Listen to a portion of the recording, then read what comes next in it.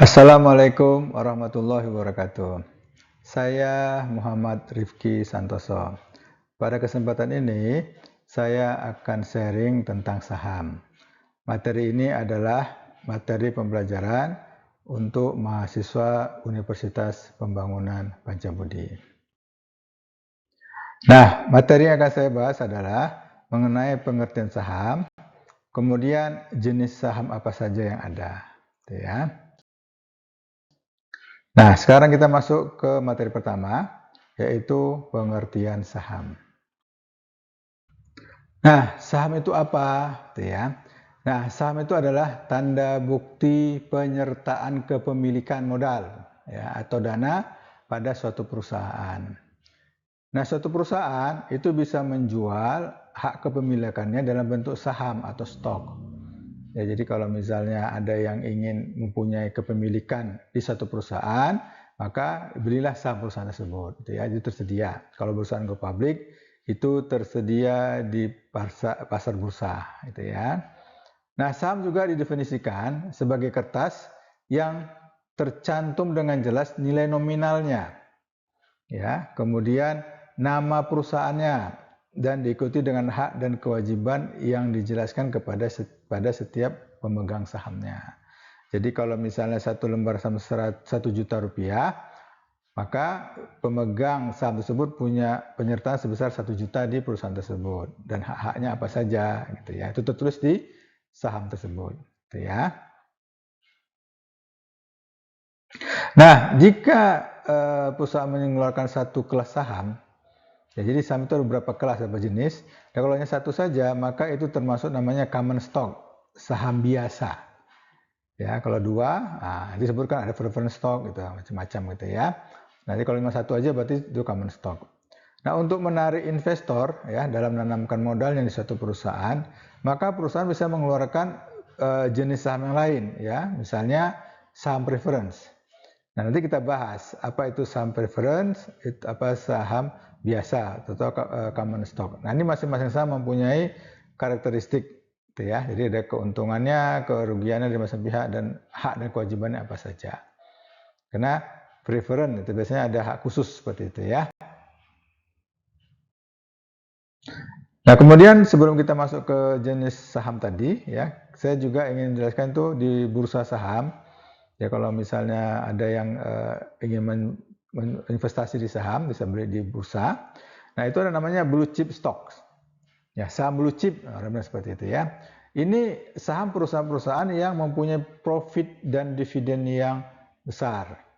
Dia memberikan profit, bisa memberikan dividen Kemudian ini biasanya diterbitkan oleh perusahaan-perusahaan besar.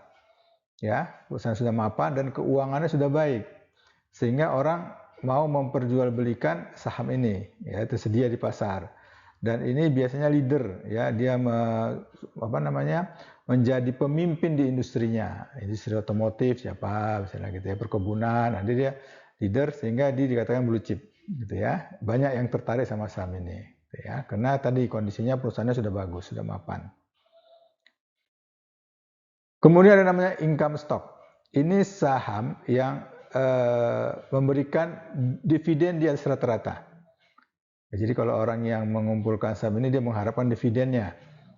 Dividennya lumayan besar dibanding dengan saham dengan deposito misalnya seperti itu. Nah, ini biasanya cocok bagi investor yang ingin aman dari risiko Jadi pokoknya saham itu biasanya tidak berfluktuatif tidak kadang-kadang growth-nya nggak terlalu tinggi tapi dividennya besar. Nah, ini risikonya kecil tapi penghasilan lumayan besar dibanding deposito. Nah, ada kerugian tadi jadi pertumbuhannya tidak besar. Agak lambat tumbuhnya, tapi dividennya lumayan.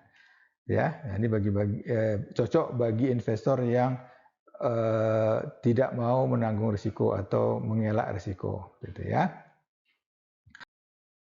Nah, kemudian ada growth stock. Ini saham yang pertumbuhannya pesat.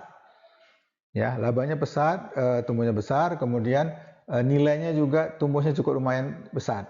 Nah, ini biasa rata-rata biasanya tertarik sama orang yang senang saham yang bertumbuh pesat Ini ada juga termasuk saham blue chip. Nah, blue chip itu kan dari perusahaan-perusahaan yang bagus, ya besar, leader, dan ini bisa jadi bertumbuhnya cepat, gitu ya. Jadi masuk ke sini.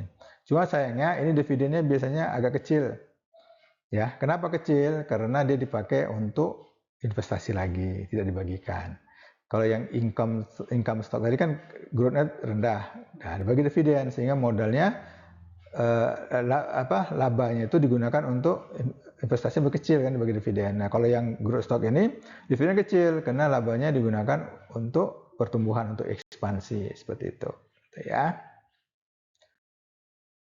Kemudian ada tech stock.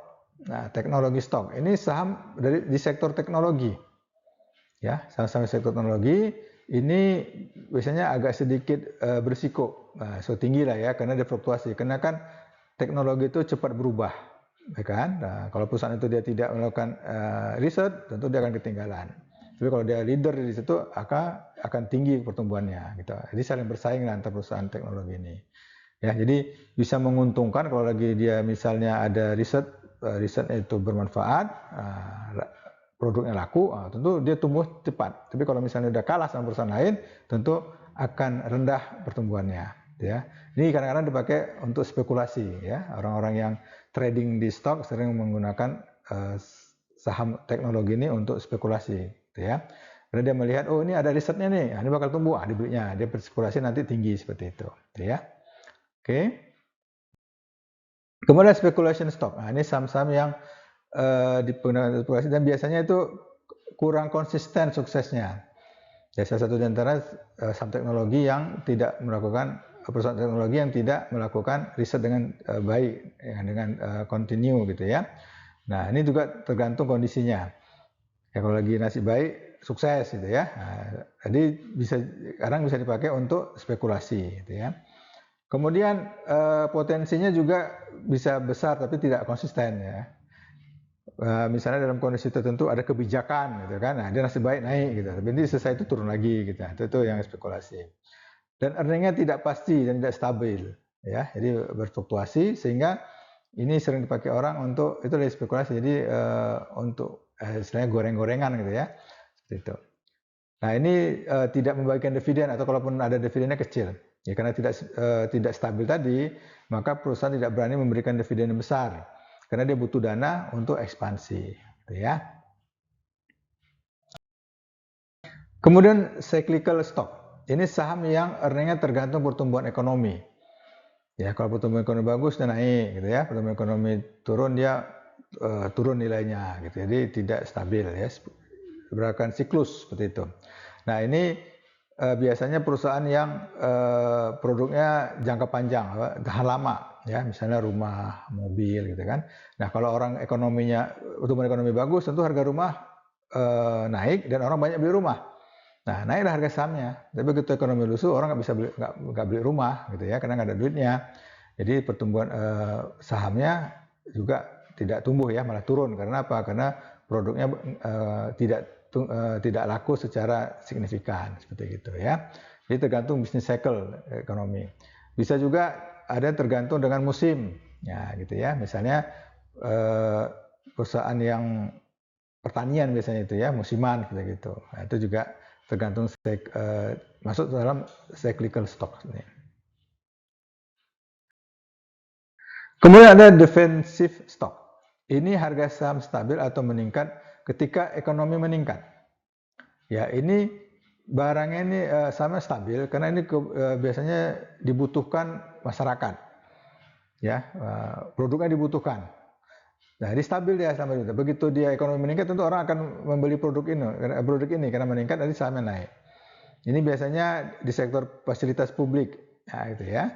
Jalan tol misalnya seperti gitu kan stabil tuh jalan tol. Nah, tapi begitu ekonomi naik, jalan tol ramai karena orang mau liburan, ya kan ekonomi jalan karena orang pergi kerja misalnya seperti itu.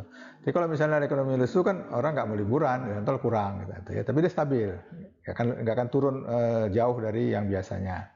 Atau consumer goods ya, bahan kebutuhan sehari-hari itu juga stabil. Dan makanan, obat gitu ya. Makanan juga orang beli makanan stabil kan. Tapi kalau misalnya ekonomi bagus, tentu orang akan memilih makanan yang lebih mahal, coba yang mahal-mahal. Tapi kalau enggak ya kembali ke makanan yang murah, gitu ya. Jadi ini defensive stock, gitu ya. Kemudian ada market kapitalisasi. Jadi saham-saham yang diperdagangkan di bursa itu dibagi berdasarkan kapitalisasi pasarnya. Nah, ukurannya apa?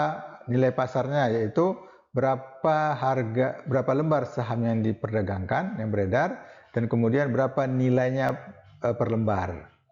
Ya, ini biasanya perusahaan-perusahaan yang jumlah sahamnya, persentase saham yang dijual di bursa itu biasanya besar, ya, sehingga banyak orang mau membelinya, ya, bisa belinya dan nilainya juga selalu meningkat, kayak gitu, ya. Itu tergantung daripada laba perusahaan, pertumbuhan perusahaan maka berpengaruh terhadap pertumbuhan laba sahamnya. Nah, ini ada tiga, ya, ada tiga kelas, ada kecil, sedang, dan besar. Itu tergantung dari besarnya saham itu diperdagangkan di bursa. Kalau saya ambil dari ini, ya, nilainya kalau kurang dari 2 billion, ya, 2 miliar dolar itu masuk kecil, ya, 2 miliar sampai 10 miliar dolar itu sedang, di atas 10 miliar itu besar, ya. Jadi ada apa namanya? Ada kelasnya. Kalau di Indonesia, Bursa Efek Indonesia ada papan utama dan papan pengembangan. Nah, gitu ya. Nanti situlah nanti dilihat apakah ada masuk papan utama atau papan pengembangan, gitu ya. Nah, sekarang kita masuk ke jenis saham. Pertama kita masuk saham preference. Ya, jadi sini ada dua nanti, ya, saham preference sama saham biasa atau common stock. Saham preference ini, ya, preference stock adalah jenis saham yang memiliki hak terlebih dahulu untuk menerima laba dan memiliki hak laba kumulatif. Jadi kalau misalnya perusahaan itu ada laba bagi dividen, maka inilah yang pertama kali menerima dividen, pemilik saham preference inilah. Ya. Nah, kumulatif gimana? Kalau dia hari ini, tahun ini nggak dapat, tahun depan dia diperhitungkan, ditambah. Nah, gitu. Bisa jadi kan hari ini nggak dapat tahun ini, tahun depan baru bagi. Nah, dia yang tahun sekarang diperhitungkan, ditambahkan dengan tahun akan datang. Ini kumulatif, gitu ya. Nah, ini dia hak kumulatif. Jadi hak kumulatif itu apa? Hak mendapatkan laba yang tidak dibagikan pada satu tahun yang mengalami kerugian, tetapi akan dibayar pada tahun yang mengalami keuntungan. Jadi pemilik saham preference ini tetap mendapatkan dividen maupun apapun kondisi perusahaannya, mau rugi maupun laba. Kalau dia rugi, mungkin tahun ini nggak dapat, tapi tahun depan pada saat laba dia akan dapat, diperhitungkan, gitu ya. Atau bisa jadi dia nggak rugi perusahaan itu, tapi belum bagi.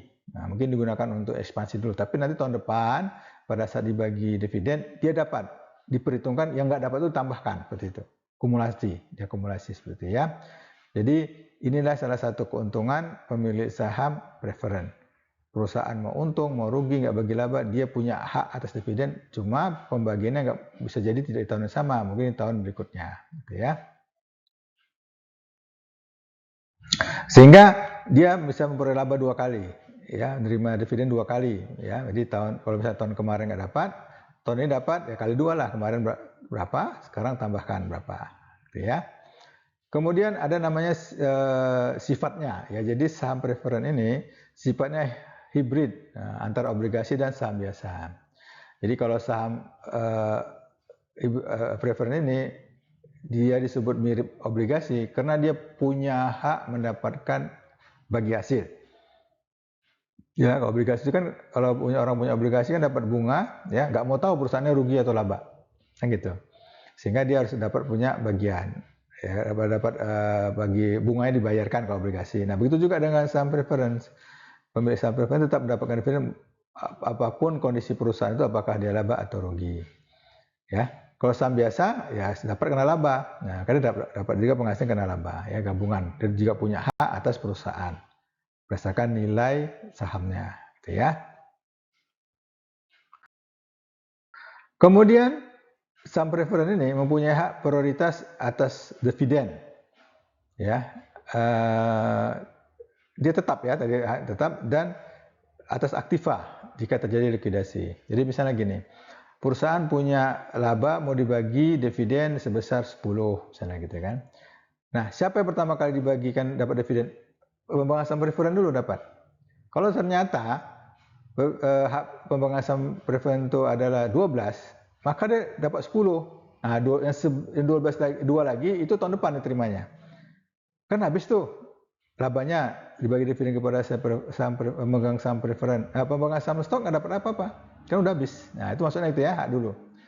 Jadi dia tetap berapapun keuntungan atau laba, dividen dibagian tetap dapat sesuai dengan haknya. Kemudian kalau likuidasi, perusahaan likuidasi, nah itu kan aset dijual. Nah, uangnya itu dibagi dulu kepada si pemegang saham preferen. Ada sisa baru kebagi kepada pemegang saham biasa. Nah, gua dapat dulu. Kalau misalnya nggak cukup uangnya, ya dia duluan lah dapat. Nah, pemegang saham preferen nggak dapat. Ya, dia hak mendahului dia. Ya. Tapi ini dikalahkan dengan pemegang saham obligasi. Dia obligasi dulu ya, yang utang dulu bayar, baru pemegang saham preferen gitu ya. Kemudian tagihan terhadap aktiva dan pendapatan, jadi prioritas ya. Jadi misalnya karena ada aktiva tadi karena dia dijual, pendapatan itu ke dividen sama tadi ya. Jadi pokoknya dia duluan lah dibanding pemegang saham biasa. Kemudian dia mempunyai hak istimewa. Kenapa dia punya istimewa tersebut? Karena dia punya kewajiban memasukkan dana ke perusahaan kalau lagi mengalami kesulitan. Ya, jadi kalau misalnya perusahaan ini kesulitan, nggak bisa dapat dana pinjaman, nah, makanya bertanggung jawab membantu adalah pemegang saham preferen dulu. Jadi ada plus minusnya juga gitu ya.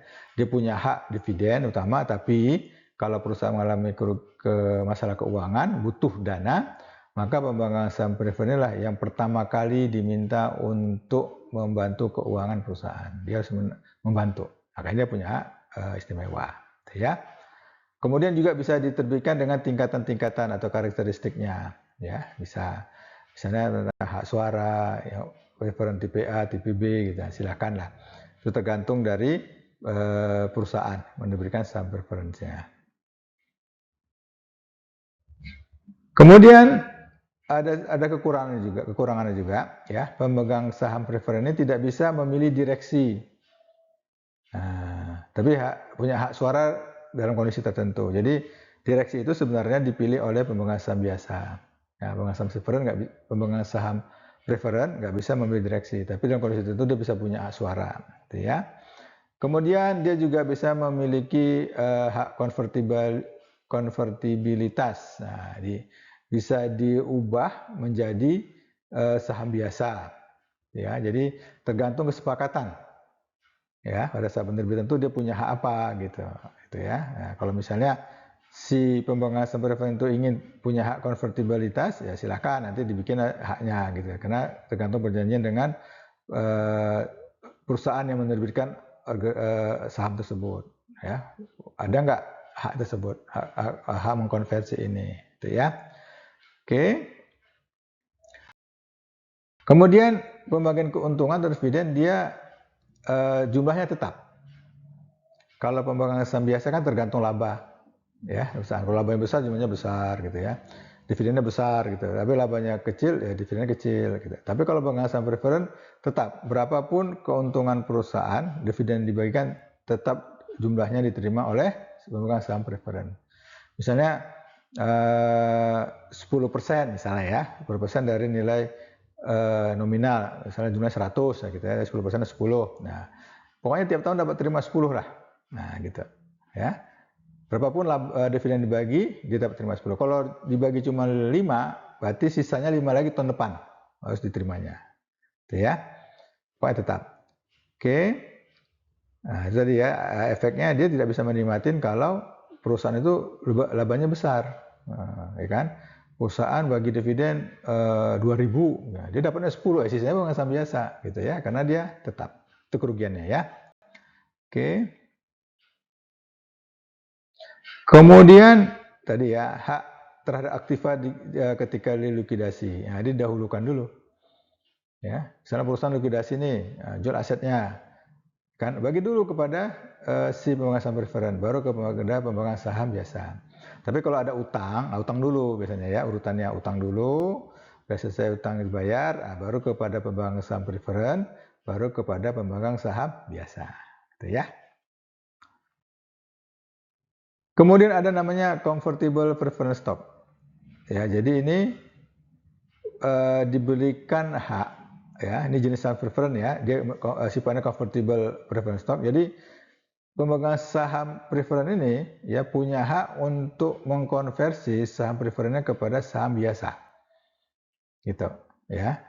Atau dia melihat ini perusahaan ini mungkin di awal-awal perusahaan baru berdiri, mungkin belum stabil ya, pertumbuhan masih kecil. Nah, dia pemegang saham preferred dulu biar tetap dividennya gitu kan. Nah, penting dapat dividen kumulatif. Nah, begitu perusahaan udah besar ya kan, dilihat kalau saham preferred nggak memungkinkan nih, laba tetap kecil gitu ya. Nah, dia bisa berubah ke saham biasa supaya dapat dividen yang lebih besar, misalnya seperti itu. Nah, itu boleh ya, ada lah saham seperti itu ya. Itu tergantung tadi perusahaan menerbitkan saham seperti ini enggak. Nah, seperti itu ya. Oke. Nah, kemudian callable preference stock. Ini hak kepada perusahaan yang mengeluarkannya untuk membeli kembali saham ini. Ya, dari pemegang saham pada tanggal tertentu di masa mendatang ya, jelas tanggalnya kapan, harganya dijelas ditentukan berapa. Kemudian biasanya harganya lebih tinggi dari nominalnya. Ya, jadi ini ditebus lah istilahnya ya. Jadi saham preferred yang diterbitkan itu bisa ditebus kembali oleh perusahaan pada tanggal kapan ya, tergantung perjanjian, dan nilainya pasti lebih tinggi dari nilai nominal. Nah, ini hak yang ada di saham preference. Kalau di saham biasa tidak ada ini, ya. Jadi udah ada di awal. Pokoknya tanggal sekian kira-kira 20 tahun lagi misalnya gitu. 10 tahun lagi ini akan dibeli lebih tinggi dari nilai nominalnya gitu ya. Itu callable preference stock. Kemudian ada floating atau adjustable rate preference stock. Nah, ini saham katanya yang baru, dulu belum ada nih, tahun 82 diterkenalkan di Amerika.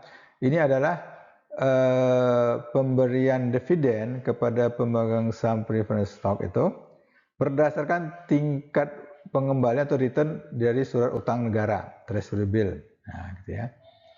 Karena kan kalau dia awalnya preference stock itu kan dividennya dibagi berdasarkan rate tertentu, misalnya 10% tadi itu ya, dari nilai nominal. Di kondisi ekonomi mau tinggi, mau rendah, mau inflasi, deflasi, pokoknya 10%. Nah, itu awalnya. Nah, kemudian dengan pertumbuhan ekonomi ya, atau kondisi yang ekonomi yang nggak bagus atau bagaimana gitu ya. Nah, ini kan kadang merugikan bagi pemegang saham preferred. Maka tingkat pengembalian tadi yang dari 10% itu ya yang ditentukan, itu ditentukan berdasarkan tingkat surat utang negara. Ya, utang negara itu pasti lebih tinggi dari tingkat bunga deposito lah, gitu ya. Nah, jadi kalau misalnya tingkat bunga tinggi, ya dia tinggi dapatnya, gitu ya. Tingkat bunga rendah, dapatnya rendah, gitu. Atau dia bisa minimal sama yang misalnya minimal 10%. Kalau lebih tinggi dari 10% ikut tingkat bunga surat utang negara, gitu. Jadi tidak menguntungkan bagi pemegang saham preference stock. Nah, itu boleh. Jadi makanya floating dia, ya, tergantung kondisi tingkat bunga surat utang negara, gitu ya. Ini sepertinya di Amerika yang ada, ya. Di Indonesia saya belum tahu ini ada tidak, gitu ya. Oke. Nah, sekarang kita masuk ke saham biasa, ya, common stock.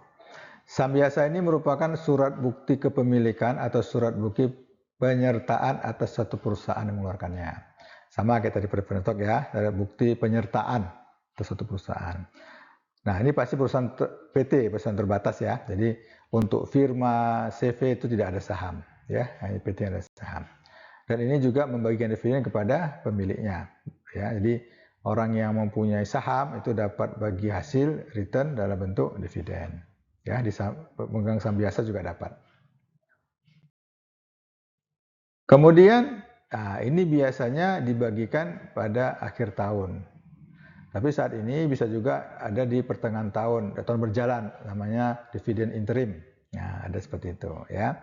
Secara umum ya, dividen itu pasti dibagi setelah perusahaan tutup buku, dapat labanya berapa, kemudian dibagikan. Itu secara umum. Tapi saat ini ada juga saham-saham yang dapat dividen di tahun berjalan, namanya dividen interim. Jadi perusahaan-perusahaan yang go public itu ya, yang saya lihat itu juga membagi saham di tahun berjalan.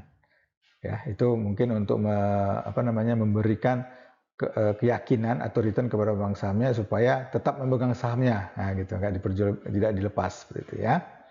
Kemudian penentuan besaran tingkat pengembalian ini agak rumit, berbeda dengan pemegang saham preferred atau obligasi ya. Kalau pemegang saham preferen itu kan tetap tadi tuh 10% misalnya dari nominal. Nah, untuk pemegang saham common stock, saham biasa, ini agak rumit karena dia tidak bisa dipastikan. Makanya pemegang saham common stock ini ya dia harus benar-benar memperhatikan kondisi perusahaan supaya dia yakin itu dia dapat dividen atau tidak. Karena bisa jadi nggak dapat karena perusahaan lagi rugi atau perusahaan butuh modal seperti itu. Ya, jadi agak berbeda dengan pemegang saham preferen yang tadi dia pasti mendapatkan dividen, ya. Oke, nah besarnya tingkat return pada pemegang saham preferen itu yang rumit tadi ya, itu ditentukan disebabkan beberapa hal. Pertama adalah harapan pendapatan yang akan diperoleh tentu sudah diprediksi. Ya, jadi kalau misalnya pemegang saham common stock ini saham biasa itu nggak bisa prediksi tahun ini dapat berapa, sahamnya dividen dapat berapa, itu nggak bisa diprediksi. Ya, bisa jadi mungkin perusahaannya tumbuh tapi dividennya kecil. Nah, nanti dari RUPS, rapat umum pemegang saham, itu akan didiskusikan kira-kira berapa dividennya. Setuju nggak? Karena manajemen akan membutuhkan dana untuk ekspansi, untuk pertumbuhan. Nah, tentu dividen bisa kecil, jadi nggak bisa dipastikan. Ya. Kemudian return ini bisa dari dividen dan capital gain. Jadi kalau misalnya pemegang saham biasa ini ya melihat nilai sahamnya naik, dia bisa dapat keuntungan dengan menjualnya, namanya capital gain. Ya, jadi kalau misalnya dia dari belinya 100, nanti harga saham naik jadi 150, dijual, dia dapat keuntungan 50. Nah, namanya capital gain. Bisa diperjualbelikan kalau yang udah go public. Nah, kalau saham preferen ini agak susah diperjualbelikan, ya, tidak ada pasarnya. Jadi dapat keuntungan dari dividen saja. Kalau pemegang saham biasa bisa dari dividen tadi yang nilainya nggak bisa dipastikan, dan dia juga dapat keuntungan dari capital gain, gitu ya. Jadi dia melihat oh ini kemungkinan dividennya kecil tapi capital gain besar, saya jual aja lah, bisa seperti itu. Atau udah tunggu dividen aja gitu, nanti kapan-kapan udah naik benar, udah tinggi baru jual capital gain bisa. Jadi ada dua ya keuntungannya. Kemudian tadi ya dividen sahamnya tidak selalu tetap. Ya kalau preference stock tadi kan tetap tuh, misalnya 10% terus dari nilai nominal. Nah kalau pemegang saham biasa tidak. Tergantung laba perusahaan, kemudian tergantung dengan RUPS. Ya, biasanya kalau perusahaan go public itu ada RUPS, nanti itu baru dibicarakan berapa dividen yang mau dibagi, disetujui, kemudian sisanya dipakai untuk apa, gitu ya. Oke, nah ini di Indonesia, kalau kita mau beli saham itu ada namanya minimal satu lot itu 100 lembar saham. Ya, nggak bisa beli satu lembar aja, nggak bisa satu lot. Kalau teman-teman nanti mau investasi saham, beli saham di bursa efek yang perusahaan go public, minimal satu lot. Nah, minimal ya. Tapi ada juga yang tidak bulat. Bisa jadi kan nggak bulat ya. Misalnya perusahaan itu sahamnya stock split gitu ya. Nah, kan akhirnya saham kita nggak bulat 100-100 gitu ya. Misalnya ada 150, 180 misalnya gitu. Nah, yang sisa itu bisa dijual tapi melalui over the counter. Ya, ada jual beli khusus gitu ya, tidak melalui jual beli secara umum. Kalau beli secara umum itu harus minimal satu lot gitu ya. Nah, kemudian klasifikasi saham biasa. Jadi secara umum pemilik saham biasa ini punya manfaat yang sama.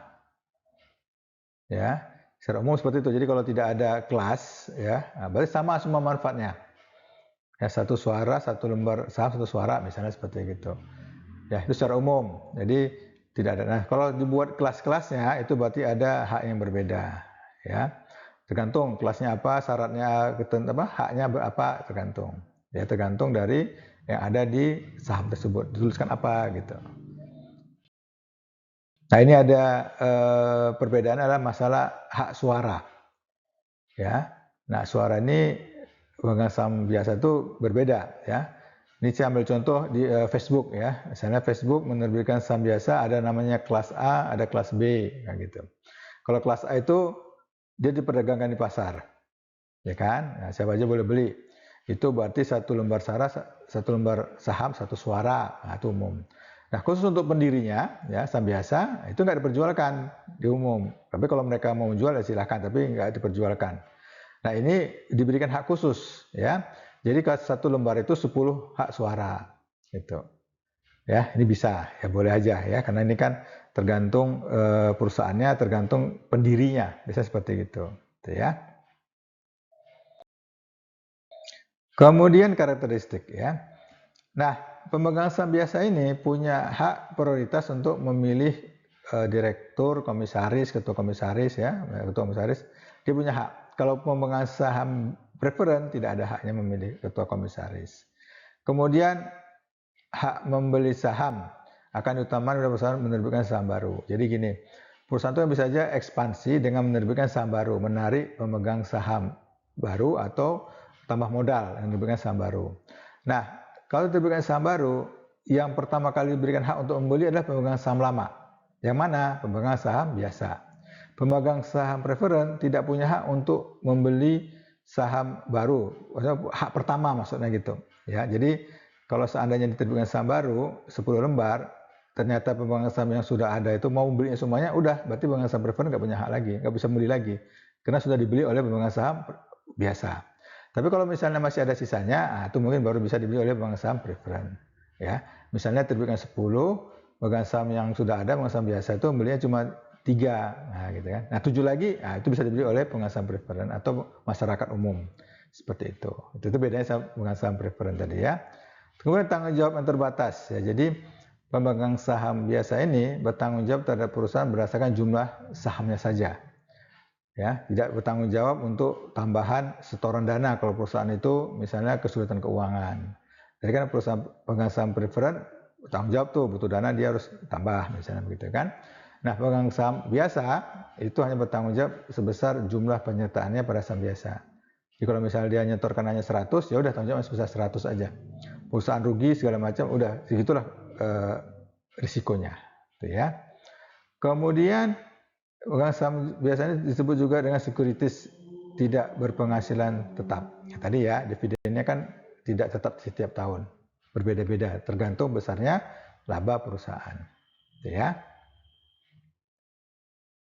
Kemudian, pemegang saham biasa dapat mempengaruhi kebijakan perusahaan ya dalam proses pengambilan suara dengan voting ya untuk tujuan dan kebijakan, untuk membuat kebijakan. Jadi kalau misalnya pemegang saham ini tidak setuju ya dengan kebijakan direktur, pemegang saham bisa membuat rapat umum pemegang saham luar biasa. Nah, gitu ya.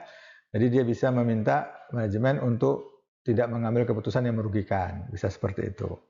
Ya, nanti agendanya terserah apakah agendanya membatalkan keputusan atau mengganti direksi, itu tergantung nanti apa maunya pemegang saham biasa. Nah, pemegang saham preferen tidak punya hak ini, gitu ya. Kemudian ada nama stock split. Nah, ya, jadi stock split tadi ya, kalau misalnya saham itu dipecah, maka pemegang saham itu, saham biasa itu bisa lebih banyak. Ya, jadi kalau saham preferen tidak ada stock split. Ya, saham biasa baru ada. Ya, nah, jadi misalnya dari 10 lembar menjadi 20, nah, jadi kepemilikannya bertambah lembarnya walaupun nilai nominal tetap sama. Ya, itu stock split. Dan juga memilih dewan direksi, nah, itu juga hak pemegang saham biasa. Kemudian pemegang saham biasa juga tadi ya punya keuntungan dividen dan capital gain. Ya, jadi dia bisa dapatkan dividen dan capital gain. Jadi ada dua keuntungannya. Kalau pemegang saham preferen tidak ada capital gain karena dia tidak diperdagangkan di pasar.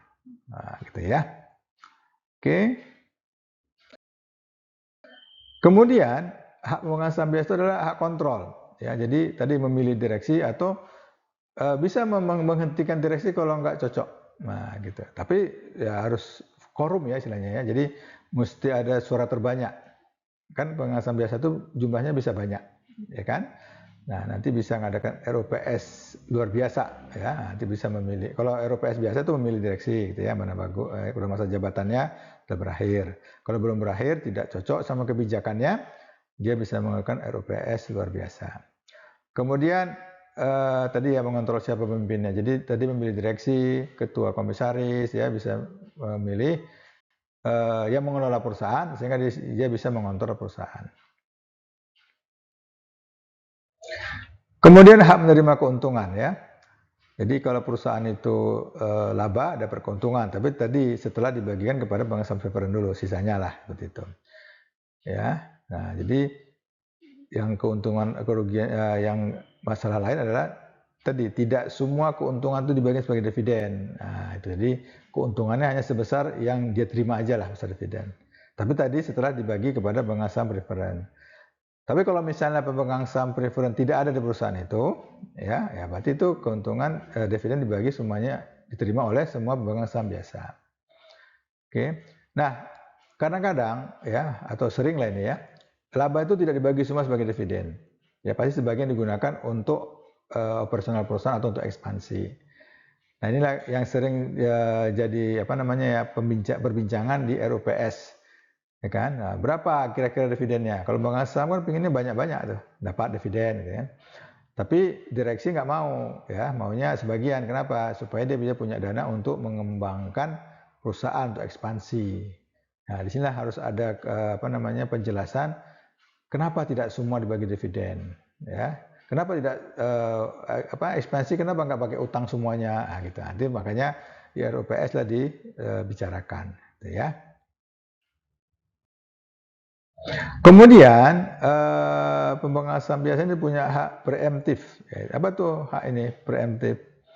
Hak mendapatkan persentase kepemilikan yang sama ketika perusahaan mengeluarkan tambahan lembar saham. Ya, yang menyebabkan jumlah saham yang beredar menjadi lebih banyak. Jadi gini, perusahaan kan butuh dana ekspansi, ya kan? Nah, dananya itu berdasarkan hitung-hitungan lebih bagus menerbitkan saham baru, berarti meminta tambahan investor, tambahan dana, bukan utang, karena bisa jadi utang kan, membeli obligasi atau menerbitkan saham baru. Nah, hasil keputusan manajemen, hasil hitung-hitungan lebih menguntungkan kalau menerbitkan saham baru. Nah, saham baru diterbitkan itu pertama ditawarkan dulu kepada si pemegang saham biasa yang lama. Nah, kamu beli dulu, nah, sisanya nanti kalau nggak dibeli baru kasih kepada pemegang saham yang lainnya, yang baru. Nah, ini tidak berlaku kepada pemegang saham preferen. Ada ya tadi ya. Jadi preemptive, jadi dia mendapatkan persentase. Jadi kalau misalnya dia punya saham 1% di perusahaan itu, kemudian perusahaan itu menerbitkan saham baru 100 ya, maka si pemegang saham tadi yang punya 1% itu dia berhak membeli 1% dari 100, satu, nah gitu. Ya, jadi sesuai dengan kepemilikannya. Ya. Jadi dia diberi hak prioritas membeli itu supaya kepemilikannya, persentase kepemilikan tidak berubah. Kalau tidak itu berubah, jadi dilusi namanya, berkurang nilai kepemilikannya, ya kan? Maka diberi hak dulu. Kalau dia nggak mau, ya itu risiko dia. Jadi bukan kewajiban ya, itu hak. Jadi nggak wajib. Kalau dia nggak ada duitnya nggak dibeli. Kalau ada duitnya bisa beli, tapi nanti kepemilikannya tetap. Tapi kalau nggak dibeli, saham baru tadi kepemilikannya bisa berkurang, gitu ya.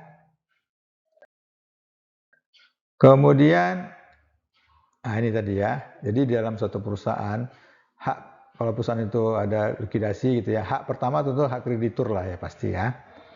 Bayar dulu utang-utangnya, bayar dulu setelah udah dibayar utang-utang masih ada sisa dana, baru dibayar kepada pemegang saham. Pertama ke pemegang saham preferen, baru kepada pemegang saham biasa. Ya. Jadi kalau misalnya hasil likuidasi perusahaan, uangnya nggak ada habis, ya setelah dibagi kepada kreditor, pada pemegang saham preferen, tentu pemegang saham biasa tidak dapat apa-apa. Ya, itu salah satu kerugian pemegang saham biasa. Kemudian pemegang saham biasa, oke, tadi bisa beberapa kategori tadi ya, saham biasa bisa beberapa kategori tadi yang tentang hak suaranya. Kemudian ada lagi penerbit saham baru dengan right offering. Nah, ini ada apa tuh right offering? HTPE, hak memesan efek terlebih dahulu, sama tuh ya. Nah, misalnya pemegang saham lama punya kesempatan pertama untuk membeli saham baru sesuai dengan proporsi kepemilikan sahamnya. Tadi itu ya, preemptive tadi ya. Jadi dia punya hak prioritas untuk membeli saham baru sebesar persentase kepemilikan di saham yang sudah ada. Kalau lebih dari itu, tunggu dulu. Nah, nggak boleh. Kalau kurang silakan, tapi maksimal sebesar kepemilikannya. Ya. Ini misalnya nih, pemegang saham biasa punya saham 1%, ya. Maka pada penerbit saham baru, maka dia membeli saham baru tadi punya hak sebanyak 1% dari saham baru. Jadi begitu total jumlahnya tetap 1%. Boleh nggak lebih dari 1%? Boleh, tapi nunggu sampai pemegang sahamnya nggak mau beli. Kalau semua mau beli, berarti nggak ada hak lagi dia. Itu ya. Ini sesuai dengan presentasi kepemilikannya. Lanjut ya. Ada namanya stock spin off, itu ada di saham biasa, tidak ada di saham preference. Apa tuh stock spin off? Ini terjadi bila perusahaan memisahkan divisi atau bagian usaha yang menjadi perusahaan baru yang berdiri sendiri. Jadi perusahaan itu punya divisi, kemudian divisi baru ini mau dipisah menjadi perusahaan baru. Tentu akan menerbitkan saham baru. Nah, itu kan saham baru. Nah, pemegang saham lama akan mendapatkan saham baru dari perusahaan baru. Jadi dia akan mendapatkan saham. Ya kan? Nah, jadi ini kan tadi bagian dari perusahaan itu ini dipecah. Ada saham baru gitu kan, ada sahamnya. Nanti terbitkan saham baru atas perusahaan baru dari divisi yang ada, maka pemegang saham common stock dapat saham baru dari divisi yang dipecahkan tadi. Saham preferred nggak ada ini, ya. Misal pemegang saham perusahaan lama akan mendapatkan saham perusahaan baru dengan perbandingan 8:1. Jadi 8 lembar saham lama akan mendapatkan 1 lembar saham dari perusahaan baru. Nah, itu ya, jadi tergantung kondisinya, dihitung-hitung, oh dapatnya sekian. Gitu. Jadi sisanya tentu dari investor baru. Nah, gitu kan, ditawarkan. Tapi kalau misalnya pengusaha mau beli, boleh. Gitu ya. Lanjut ya. Stock split. Ya, jadi ini menambah jumlah saham yang dikeluarkan dalam lembar saham, tapi bukan nominal. Jadi biasanya perusahaan yang go public, yang nilai sahamnya sudah tinggi, ya kan, dia mau liquid sahamnya, itu nilai sahamnya direndahkan. Bagaimana merendahkan nilai saham? Diperbanyaklah jumlah lembar sahamnya di stock split, tapi nilai nominal tetap sama, sehingga harga pasar saham tersebut akan turun, sehingga banyak membeli. Nah, gitu. Itu stock split biasanya seperti itu. Nah, pemegang saham lama itu akan dapat saham otomatis berdasarkan pemecahan saham tadi, ya. Nanti kalau ada banyak sahamnya itu bisa diperjual, dapat capital gain lagi, dapat dividen lagi nanti pemegang saham biasa ini yang lama ini, ya. Misalnya stok split 2:1, berarti 2 lembar saham baru akan mendapatkan 1 lembar saham lama akan mendapatkan 2 lembar saham baru. Jadi 2 gitu, jadi 2 karena stok split jadi 2 dia, ya. 1 lembar saham lama menjadi 2 lembar saham baru. Nah, itu. Dapat 2. Nanti tentu harganya di pasar akan turun kan, turun. Nah, tujuannya supaya liquid. Tapi ditotalkan tetap sama gitu, diharapkan sama, malah kadang-kadang lebih tinggi lagi, ya, dalam praktek lebih tinggi kalau digabungkan gitu ya. Oke, lanjut ya. Kemudian ada nama saham treasury. Nah, berikutnya saham treasury tadi kan ada saham preferred, saham biasa, saham treasury. Nah, saham treasury ini apa? Itu saham yang sudah diterbitkan oleh perusahaan, dibeli kembali oleh perusahaan. Ya, biasanya di pasar terbuka. Ini biasanya perusahaan melihat nih harga sahamnya kok turun. Nah, gitu kan. Kita beli aja. Nah, beli. Mumpung lagi rendah, lagi murah. Beli. Nah, ini kondisi tersebut biasanya akan menjadi sahamnya akan naik karena jumlah saham beredar akan berkurang kan. Kan hukum supply demand. Ya kan, jumlah saham berkurang, ini akan naik harganya. Nah, gitu harus diharapkan seperti itu. Ya, kenapa? Karena perusahaan juga ingin menjaga nilai saham itu di pasar itu naik supaya pemegang saham itu sejahtera, ya kan, berdasarkan teori agensi teori kan pemegang saham ingin bersejahtera gitu ya. Nah, makanya diusahakan harga saham itu naik. Nah, salah satu di antaranya pada saat murah dibeli oleh perusahaan. Itu. Nah, ini juga bisa sebagai alternatif untuk membagi dividen. Jadi pada saat perusahaan itu membagi dividen, uangnya tidak ada atau mau dipakai untuk ekspansi, diberikannya saham yang treasury tadi dikasih ke pemegang saham sebagai dividen. Bisa seperti itu. Ya, jadi pemegang saham biasa tadi akan mempunyai jumlah lembar saham yang bertambah. Nah, kalau dia ingin cari duit, dapat duit, bisa jualnya ke pasar. Ya. Oke, lanjut ya. Nah, ini juga bisa dilakukan kalau perusahaan ingin go private. Jadi kadang-kadang perusahaan itu udah go public, kemudian dia pemegang saham yang ada ya, yang umum, yang kontrol perusahaan itu ingin go private. Jadi nggak usah go public lagi lah, kita udah cukup punya uang ya, kita private aja nih. Nah, jadi saham sudah ada beredar di pasar itu dibeli lagi. Dibeli, nah, ini kan tidak lagi yang umum kan, tidak lagi di pasar kan. Nah, jadi akhirnya go private. Ya, jadi hanya pemegang saham tertentu yang kontrol perusahaan yang mempunyai perusahaan tersebut. Jadi dia publik lagi gitu ya. Oke. Nah, bisa jadi saham treasury tadi itu digunakan untuk merger ya atau untuk merger atau untuk employee stock option ya atau stock dividend. Jadi misalnya perusahaan itu ingin memberikan jasa kepada karyawannya, ya kan? Jadi dikasih stock option, jadi diberikan hak diberikan kemudahan bagi karyawannya untuk membeli saham perusahaan dengan harga murah. Nah, dari saham treasury dikasih kepada karyawan, oke, silakan membeli, ada sekian saham ini, murah. Nanti kamu bisa gunakan, kalau butuh uang, kamu bisa jual ke pasar. Nah, bisa seperti itu. Ya, nah, itu kan terserah perusahaan, orang dibeli sama di pasar, diserahkan. Jadi perusahaan itu, karyawan itu akan semangat untuk bekerja. Ya kan, karena dia akan kerja bagus, dan nilai saham kan naik. Nah, dia dapat keuntungan dari situ. Ya, bisa juga untuk merger. Ya kan, nah, merger, nah itu ditukar sahamnya. Seperti itu ya. Jadi bisa banyak digunakan. Makanya kalau misalnya perusahaan itu memperkirakan nilai saham di pasar itu turun, dia punya uang banyak, cash banyak, nah, bisa mengadakan saham treasury, ya beli saham di pasar, ya itu bisa banyak manfaatnya nanti. Seperti itu ya. Oke, mudah-mudahan apa saya sampaikan semua bermanfaat dan itu bisa menambah pengetahuan Anda. Akhir kalam saya ucapkan Assalamualaikum warahmatullahi wabarakatuh.